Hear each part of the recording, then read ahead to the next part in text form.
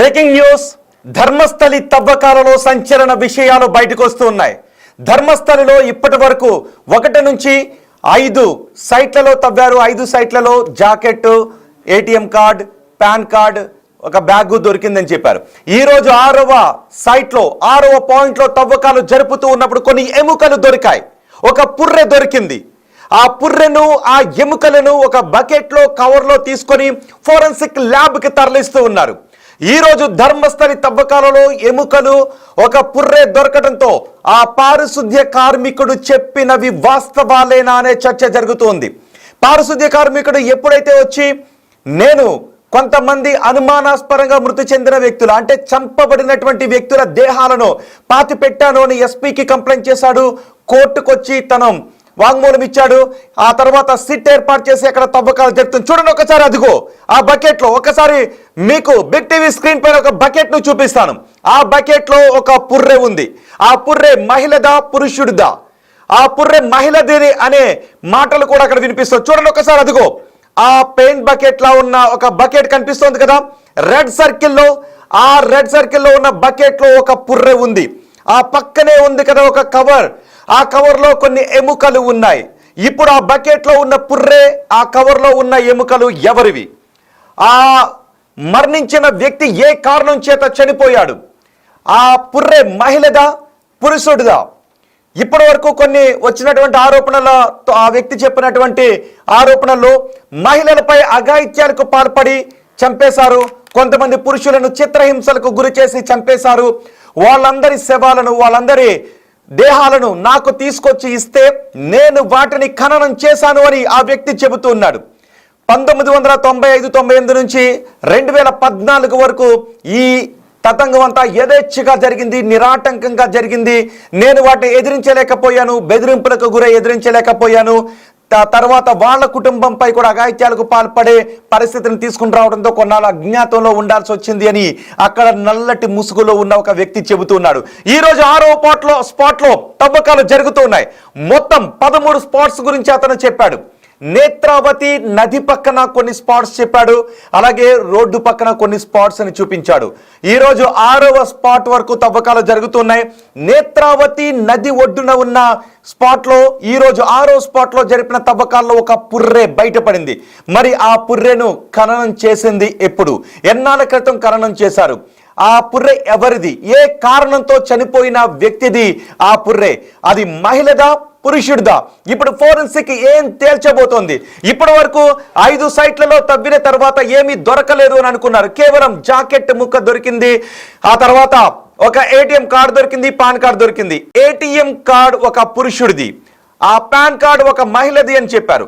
అయితే ఆ ATM card ఒక పురుషుడిది, తను కామెర్ల కారణంతో చనిపోయిన వ్యక్తికి సంబంధించిన ఏటీఎం కార్డు అని ఆ తర్వాత కొన్ని వివరాలు కూడా వస్తున్నాయి.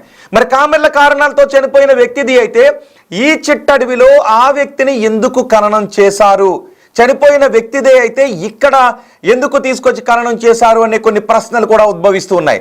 ఈ వ్యక్తి ఎప్పుడైతే, ఈ పారిశుద్ధ్య కార్మికుడు ఎప్పుడైతే నేను కొన్ని అనుమానాస్పద దేహాలను ఈ అడవిలో నేత్రావతి నది ఒడ్డున పాతి పెట్టాను, కొంతమంది వాటిని తీసుకొచ్చి రహస్యంగా పాతి పెట్టమని నాకు ఆదేశాలు ఇవ్వడంతో నేను వాటిని పాతి పెట్టాను అని చెప్పాడు. సిట్ అధికారులు అక్కడికి వెళ్ళి విచారణ జరిపారు. కొంత డిబేట్ టాక్ వినిపించింది. ఇప్పటికీ కొంతమంది అంటూ ఉన్నారు అది 2006 తర్వాత ఒక శ్మశాన ప్రాంతం, అక్కడ శివాలయం కాబట్టి అక్కడ కొంతమంది వచ్చి అక్కడ ఖననం చేశారు. కాశీలో లాగా ఇక్కడ కూడా ఖననం చేస్తూ ఉన్నారు. అంతేకాదు అక్కడ ఒక స్నాన ఘాట్ కూడా ఉంది. ఆ ఘాట్లో కొంతమంది కొట్టుకుని వెళ్ళిపోయి చనిపోయిన వాళ్ళని, అన్యాచురల్ డెత్ కింద ఐడెంటిఫై చేసిన వాళ్ళని, ఎవరు క్లెయిమ్ చేయని బాడీస్ని ఇక్కడ పాతి పెట్టారంటున్నారు. కానీ ఈ వ్యక్తి మాత్రం ఏమంటున్నాడు అంటే అదేమీ కాదు, వాళ్ళ ఒంటిపైన గాయాలున్నాయి, వివస్త్రలను చేసిన మహిళల శరీరాలు నేను పాతి పెట్టాను అని ఆ వ్యక్తి చెప్తున్నాడు. అతను చెప్పింది మొదట్లో సంచలనం సృష్టించింది. నిజము చెప్తున్నాడా, అబద్ధం చెప్తున్నాడా అని కొన్ని డౌట్స్ కూడా వచ్చాయి. ఎస్పీకి కంప్లైంట్ చేశాడు, కోర్టుకు వెళ్ళి కూడా వాంగ్మూలం ఇచ్చాడు. ఆ తర్వాత కోర్టు ఆదేశాలతో ప్రభుత్వం సిట్ ఏర్పాటు చేసింది. ఇప్పుడు సిట్ బృందం అదిగో చూడండి ఒకసారి, అక్కడ అది 6వ సైట్. ఆ సైట్ లో తవ్వకాలు జరుపుతూ ఉన్నారు. అక్కడ వర్షం పడుతూ ఉన్నప్పటికీ తవ్వకాలు జరుగుతున్నాయి. ఇప్పుడు మరొకసారి నేను ఒక బకెట్ ను చూపించబోతున్నాను. ఆ బకెట్ లో ఒక పుర్రె ఉంది. ఇప్పటికీ 6వ సైట్ దగ్గర తవ్వేటప్పటికే కొన్ని ఎముకలు బయటపడ్డాయి. అదిగో ఆ తెల్లటి బకెట్ మీకు కనబడుతోంది కదా, ఆ బకెట్ లోనే ఒక పుర్రె ఉంది. ఆ పక్కనే కవర్ కనిపిస్తోంది చూడండి ఒక్కసారి. ఆ బకెట్ పక్కన ఒక కవర్ కనిపిస్తోంది కదా, ఆ కవర్ లో కొన్ని ఎముకలు ఉన్నాయి. ఇక ఎప్పుడైతే ఆ పుర్రె ఆ ఎముకలు బయటపడ్డాయో ఆ వ్యక్తి చెబుతున్నది వాస్తవము అని చర్చ జరుగుతుంది. నిజానికి అది మొదట అక్కడెక్కడ కూడా శ్మశానం లేదు, కానీ తర్వాత 2006 తర్వాత శ్మశానం ఏర్పాటు చేశారు కొద్ది దూరంలో అని చెప్తున్నారు. కానీ ఇన్ని స్పాట్లలో ఎందుకు పాతి పెట్టారు? నిజానికి యూడిఆర్ కింద చనిపోయిన వారి అన్యాచురల్ డెత్ కింద చనిపోయిన వాళ్ళని రిజిస్టర్ చేస్తున్నట్లయితే వాళ్ళు ఒక ఏరియాలో ఖననం చేసి ఉండాలి. వాళ్ళని నిజానికి కప్పబెడతారు, అంతే. వాళ్ళని తగలబెట్టారు, కప్పబెడతారు. కాబట్టి ఇక్కడ అన్ని ప్రాంతాల్లో ఏకంగా 13 చోట్ల ఎందుకు కప్పెట్టారు, ఎందుకు పూడ్చిపెట్టారు అనేదే వస్తున్నటువంటి డౌట్స్. ఇప్పుడు తవ్వే కొద్దీ 6వ సైట్ లో ఇంకా తవ్వకాలు జరుగుతున్నాయి. 6వ సైట్ లో కొన్ని అడుగుల మేర తవ్వేసరికి ఒక పుర్రె, ఆ పుర్రె మహిళది అనే మాటలు వినిపిస్తున్నాయి. నిన్న ఎందుకంటే ఒక జాకెట్ కనిపించింది, ఒక మహిళ పాన్ కార్డు కనిపించింది, ఒక మహిళకు సంబంధించిన బ్యాగ్ కనిపించింది. ఈ రోజు ఒక పుర్రె కనబడడంతో ఆ పుర్రె మహిళది అని చెబుతూ ఉన్నారు. ఆ వ్యక్తి ఎక్కడెక్కడ పారిశుద్ధ్య కార్మికుడు, నల్లటి ముసుగు వేసుకుని ఉన్న ఆ పారిశుద్ధ్య కార్మికుడు ఎక్కడెక్కడైతే చూపిస్తూ ఉన్నాడో అక్కడ తవ్వకాలు జరుపుతున్నాయి. అంతేకాదు అతను ఇంకొక సంచలన విషయాన్ని చెప్పాడు. 13వ సైట్ లో చాలా ఎక్కువ దేహాలు ఉన్నాయి అని. 9 నుంచి 13వ సైట్ వరకు చాలా ఎక్కువ దేహాలను పాతి పెట్టాను అని చెప్తున్నాడు. ఇప్పుడు 6వ సైట్ వరకు వచ్చేసరికి ఒక పుర్రె, కొన్ని ఎముకలు దొరికాయి.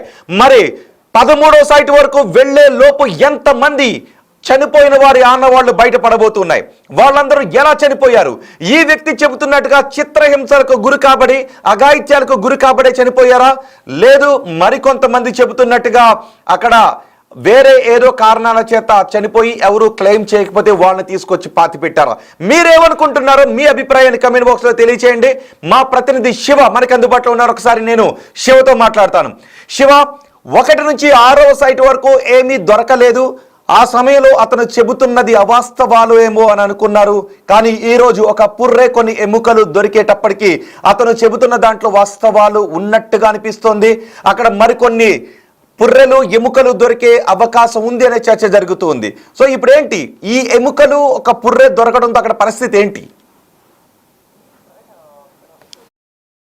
రోహిత్, ఇటు కర్ణాటకలోని దక్షిణ కన్నడ జిల్లాలో మంగళూరు సమీపంలో ఉన్న నేత్రావతి నది, ఇటు ధర్మస్థలిలో మృతదేహాలకు సంబంధించిన తవ్వకాలు అనేవి ఇప్పుడు కలకలం రేపుతోంది. గతంలో ఏదైతే 1998, 2014 మధ్యలో ఎక్కువ సంఖ్యలో హత్యలు, అత్యాచారాలు, దాడులు జరిగాయి. అప్పుడు దానికి సంబంధించి దేశవ్యాప్తంగా కూడా తీవ్రమైన చర్చ అయితే కొనసాగింది. దాని తర్వాత 2025 జూలైలో దీనికి సంబంధించి కూడా కీలక ఆధారాలు సేకరించే పనిలో ఇటు పోలీసులు నిమగ్నమై ఉన్నారు. ఏదైతే ఆ సమయంలో పారిశుద్ధ్య కార్మికుడు, శానిటేషన్ వర్కర్ ఎవరైతే ఉన్నారో ఆ మృతదేహాన్ని తీసుకొచ్చి తనకి ఇస్తే నేను ఖననం చేశానంటూ కూడా అతను తెలియజేశారు. ఆ ఖననం చేసే సమయంలో కూడా నేను చాలా వరకు కూడా వారిని నిరాకరించిన నేపథ్యంలో తనపై దాడి చేసి మరి తన కుటుంబంపై కూడా ఎక్కడ దాడి చేస్తారన్న భయంతోనే ఆ మృతదేహాలను నేను ఖననం చేయడానికి ఒప్పుకున్నానంటూ కూడా ఆయన తెలియజేశారు. కానీ ఇప్పుడు బయటకు వచ్చి పోలీసులకు ఫిర్యాదు చేయడం పట్ల కూడా కొన్ని అనుమానాలు వ్యక్తమవుతున్నాయి. దానికి సంబంధించి కర్ణాటక ప్రభుత్వం కూడా సీరియస్గా తీసుకుని ఒక దర్యాప్తు బృందాన్ని కూడా ఏర్పాటు చేసింది. సిట్ దర్యాప్తు బృందం, మహంతి నేతృత్వంలోని సిట్ దర్యాప్తు బృందం అక్కడ ఎక్కడైతే మృతదేహాలను, దీన్ని 13 సైట్లు, 13 నుంచి 15 సైట్ల వరకు కూడా అక్కడ స్థలాలను